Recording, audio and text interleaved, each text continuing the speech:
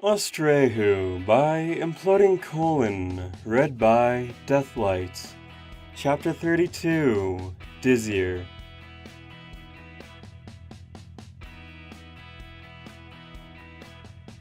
The summit of the structure appeared sooner than Rainbow Dash had expected.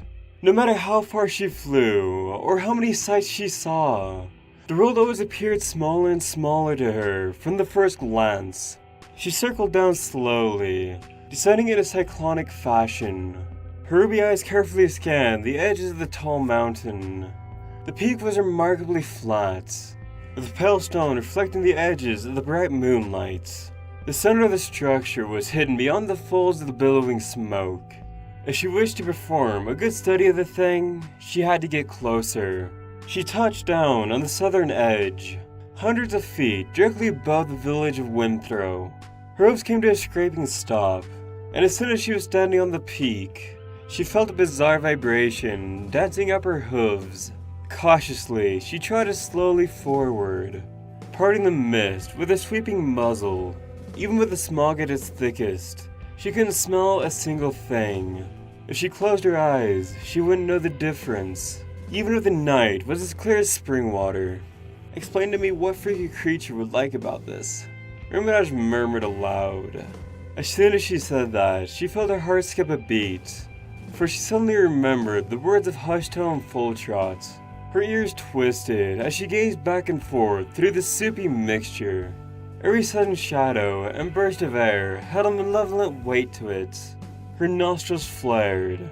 For better or worse, the more anxious she felt, the more she was drawn into the mess. She marched boldly into the vapors, feeling the fissures in the mountaintop grow more and more complex beneath her. Then, as her pace took her nearly 100 feet into the smoke, she saw black against black shapes. Blinking, she lowered her head and closely scanned the rock. She realized she was coming upon a vent in the surface of the stone summit. Holding her breath, she listened carefully and heard, or thought she heard, a pattern. A venting stumbled to the mist being funneled out of the top of the structure. The stone surface suddenly flew against Rainbow Dash's face. She was collapsing before she knew it. A breath of air escaped her lungs in a grunt. As soon as she attempted pulling herself back up, a wave of dizziness overwhelmed her. She clenched her eyes shut and reeled as the world spun around her. Ugh, for the love of hay. She sputtered and collapsed, two hooves over her pendant. Not again. I just got done talking to Luna, for crying out loud. Rainbow Dash laid on her side, curling up and shivering, as she felt like she was plummeting 100 miles up and down all at once. Her eyes stopped rolling back in their sockets just long enough for her to open them and see the smoke billowing all out. She thought she saw a brown thing streaking by, like the edges of leather wings, as quick as comets. Not a good place to be, she hissed. The streaks doubled, then tripled. She couldn't tell if they were just her imagination, but she wasn't about to wait long enough to tell. Dang, I hate this, she seethed. Slowly turning around, she curled herself towards the edge of the summit. By the time she made it to the cliffside, the dizziness had left her, but she wasn't about to fly any long distance in her condition.